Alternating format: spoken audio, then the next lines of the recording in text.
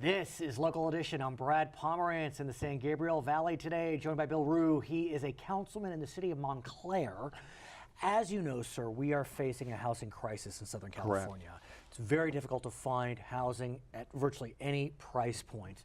But there's some good news out of good old Montclair. There is. And Montclair is kind of known for its, I'll call it low-rise. Single-story homes, single-family homes built. We're moving in into the 21st century. Right. Tell us about what's going on in terms of mixed-use development in Montclair. We now have a lot of mixed use that's coming in. It started a few years ago with our Paseos, right? Santa Barbara-style townhomes. Nice.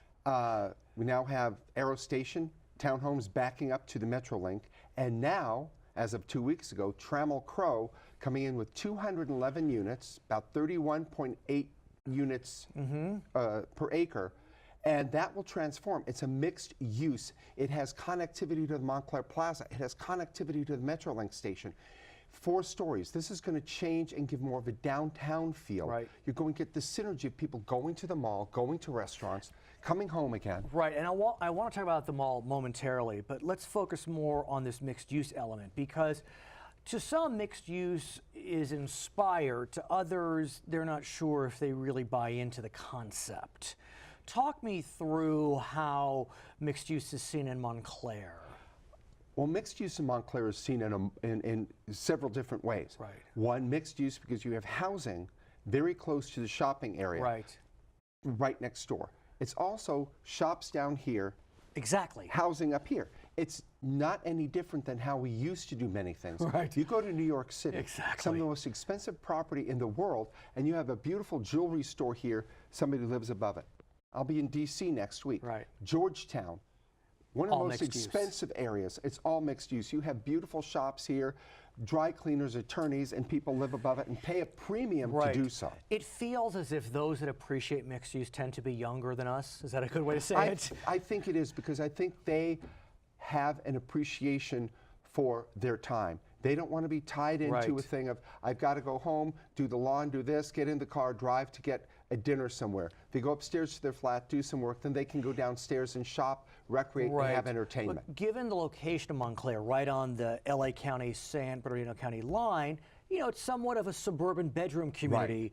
So do you feel as if you'll be able to attract folks that would appreciate the benefits of mixed use? Absolutely. We're already seeing that with the 2 projects we've had with the Paseos and Aero Station. Although they are not traditionally mixed use with shops down here, they are mixed use in the sense that they have that connectivity to shopping and mass transit. And we're already seeing tremendous demand there. I want to talk about mass transit because we've discussed that with the extension of the Gold Line, there is a hope and dream, especially with the passage of the transportation sales tax in LA County in November, that the Gold Line will go all the way into Claremont and then jump into Montclair. On the San Bernardino County line. Whether that's going to happen, let's put it aside. Let's say it does. Do these mixed-use developments use the Gold Line as kind of a hub? Absolutely.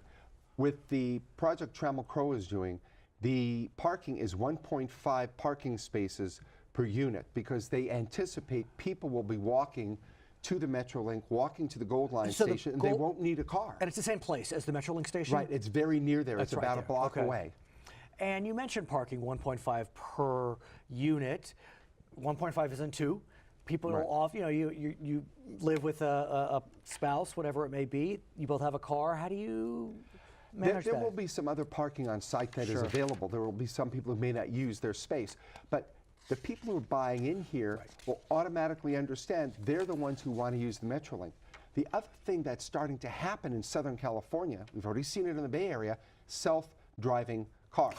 There may come a point in the future where you're not going to need as much parking, because I'll call up the car in the morning, it picks me up, and a little docking pod takes me over to work. It's like the Jetsons, but on the ground. And then at night, it just drops you back off. Your friends are going to visit. They don't need to park. Are we going to be alive to see that? That's what I want to know. Are we going to be alive to see that? I mean, I hope so. I mean, it's already reality in parts of the Bay Area. Self-driving cars, picking people up. They're doing the tests up there. It's a miracle. And their new development standards, some of them have a half parking space per unit. And of course, the rise of Uber has done that too. Of course, of course. I mean, there are parts of LA where young people don't have driver's licenses. Let's talk about Montclair Mall. You had mentioned that before.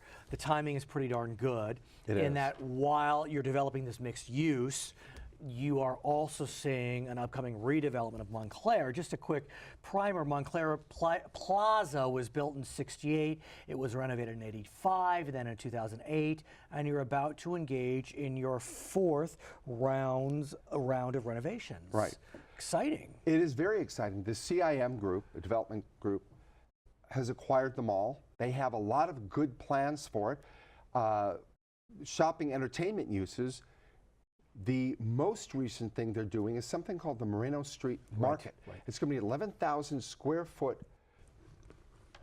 The only way I could describe it, entertainment, food, art, and culture center at the mall. So you can go in and get some food. They'll have dance exhibits. They'll have art. They'll have music. They'll have live concerts, things that keep people entertained as they're shopping. And let's talk about that, because what we know is as a result of online shopping, people are not going out to buy retail as much. Right. And so to get people out, often what we're saying is they'll still go out to eat. Right. And so you look at malls throughout the region and they're becoming these centers for eateries. Right. And entertainment. Right. And so what you're describing is this kind of fusion between eating and entertaining. Exactly. You go to the Grove.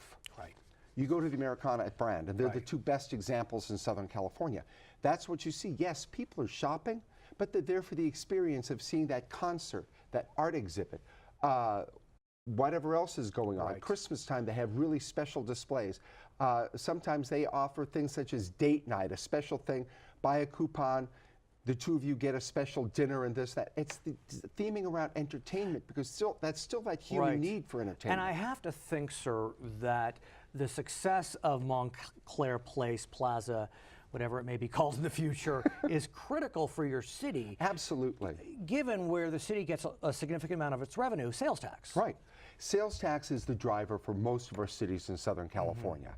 And this, is an example of repurposing the mall. We'll still get the sales tax. There'll be stores, there'll be shops. Because But there's people will sales be tax for drawn in restaurants by- too. There's sales tax when you go to a Right. restaurant. And they're drawn in to eat. They're drawn in because maybe there's a concert they want to see or a fashion show, and then they go over and buy that outfit. Right. Or they go and they buy some furniture, whatever it happens to be. It's a successful model, and this group really knows what they're doing. So when can we expect Montclair Place to be concluded, the mixed-use developments to come online? The mixed-use developments are starting to come online now. You'll start to see more of them as developers take interest. It took the Paseos and then Arrow Station right on Arrow Highway, and now the Trammell Crow development, the Alexan. I think you'll see more of that. A time frame, I don't know. Like with the mall, I can't specifically say when they're going to do everything. They're starting a lot of it now. They've made some wonderful renovations.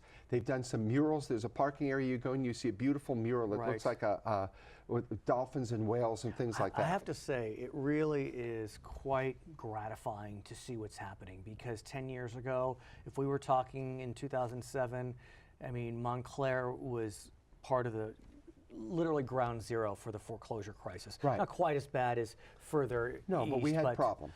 And so I just am so And happy. it's turning around, and we're happy about it. Yeah, I can't imagine how gratifying it must be. You've been a Montclair resident your whole life, I My whole believe. life. And I've so been on the does- council right. since '98, and part of our, one of the things I've always talked about is housing. If you don't have a daytime, a nighttime population to go with your daytime population, you don't have anything. He is Bill Rue. He is a councilman in Montclair. I'm Brad Pomerance. It's Local Edition.